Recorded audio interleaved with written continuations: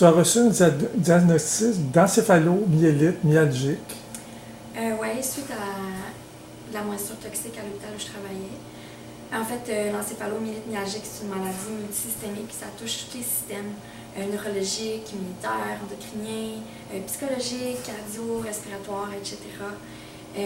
En fait, c'est les cellules qui n'arrivent pas à fabriquer de l'énergie. Donc, c'est comme si je vivais avec une batterie de 15% qui ne se recharge pas. Donc, quand je dépasse ce 15%-là, et on s'entend que ça ne prend pas grand-chose pour le dépasser, bien là, je vais avoir, comme on appelle, un malaise post-effort. Je vais crasher. Je vais avoir des maux de tête, des palpitations, tremblements musculaires, douleurs musculaires atroces, fatigue extrême. Je vais avoir des nausées. Et ta vie avant ta maladie, ça ressemblait à quoi? Moi, j'étais quelqu'un de super actif. Ma passion, c'était la danse. J'ai fini toutes les écoles de salsa à Montréal. Dans ma vingtaine, je dansais, je crois, 5 heures par jour, 6-7 jours semaine. Et par-dessus ça, je m'entraînais aussi dans un gym. J'ai toujours eu beaucoup d'amis, j'ai toujours été un bout en train, j'adorais faire rire, beaucoup de sorties entre amis, prendre beaucoup de cours, j'ai fait tous mes cours d'espagnol au YMCA. J'aimais beaucoup voyager, faire de la marche en montagne.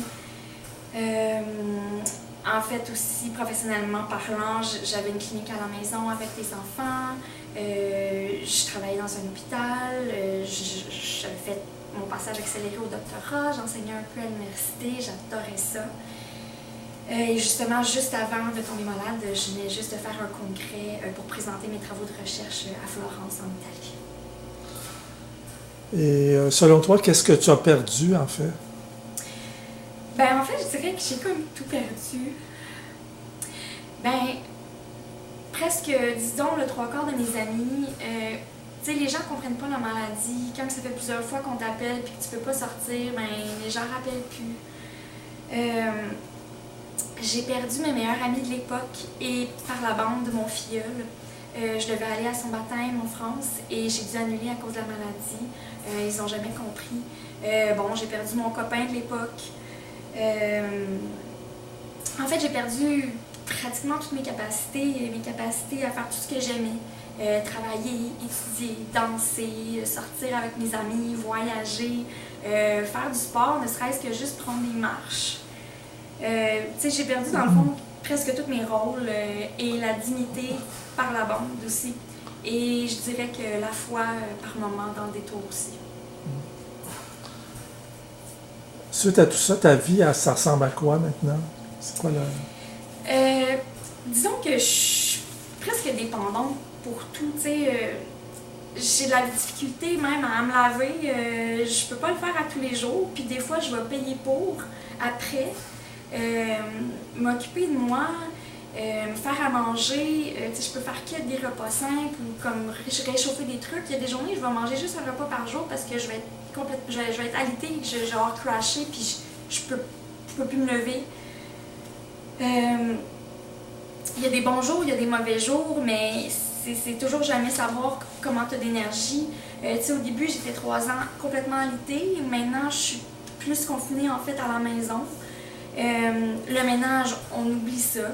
Faire mes courses, ça me demande toute l'énergie que j'ai pas, puis je dois les faire présentement parce que j'ai pas tous les soins à domicile que j'ai besoin par le CLSC, je suis encore en attente. Donc aller faire mes courses, c'est revenir, des fois devoir dormir dans l'auto, là avoir l'énergie de rentrer chez moi, dormir 3 heures sur mon sofa, pour récupérer de l'énergie, pour ensuite aller rentrer mes courses. Puis après ça, ben, des fois payer pour puis être alitée pendant des heures jusqu'à quelques journées après. En fait, c'est regarder sa vie passer puis se sentir comme une morte vivante. Avoir envie de faire plein de choses, mais pas pouvoir les faire. En fait, c'est l'enfer. C'est avoir besoin de plusieurs rendez-vous médicaux pour gérer ma douleur. En fait, c'est vraiment peiner et essayer de survivre. Merci Catherine de ton témoignage.